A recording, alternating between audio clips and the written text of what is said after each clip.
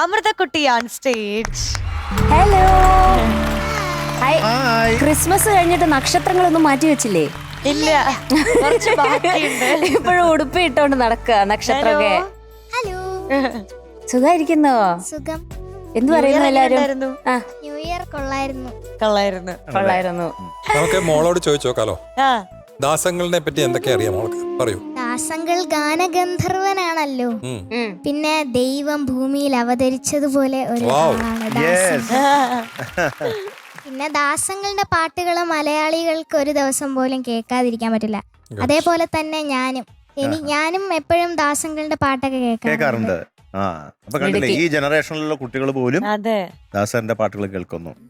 പഠിച്ച് തീരില്ല പലതും. തീർച്ചയായിട്ടും പല ഇമോഷൻസ്, പല സംഗതികള്, പല റൂട്ടുകള്, പല സ്റ്റൈലുകള്. ഒരു ഡിക്ഷണറിയാണ് ദാസന്റെ പാട്ടുകൾ.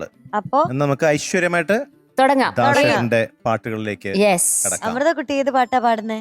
അരികിൽ നീ ഉണ്ടായിരുന്നെങ്കിൽ. Beautiful classic. ബ്യൂട്ടിഫുൾ. പോരട്ടെ ഡീറ്റെയിൽസ്. ക്ലാസിക് ഫിലിം നീ എത്ര ധന്യ. പാടിയത് ദാസങ്ങൾ. പിന്നെ വർഷം 1987. Music Devarajan master. Lyrics ONV. അപ്പൊ ഓൾ ദി ബെസ്റ്റ്. എനിക്ക് ദാസങ്ങളിനെ കാണണമെന്ന് ഭയങ്കര ആഗ്രഹമാണ്. കാണാൻ സാധിക്കട്ടെ. അതെ. ഓക്കെ, അപ്പൊ പൊളിക്കണം. Okay, all the best. Thank U.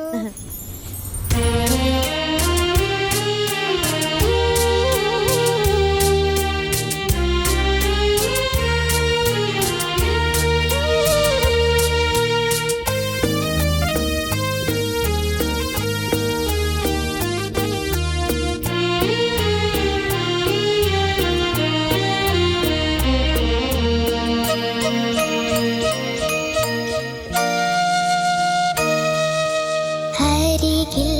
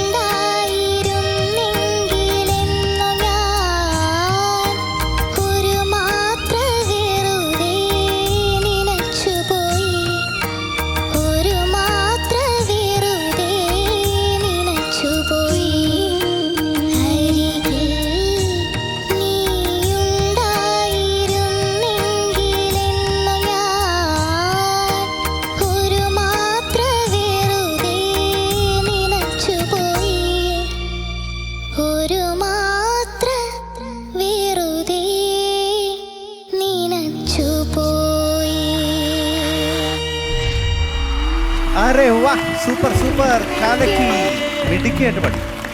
Okay okay okay all the best. Thank U.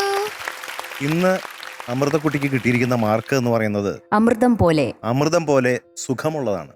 Okay, yes 100 out of 100. Thank you. And പോരട്ടെ ഒരു മധുരമഴ.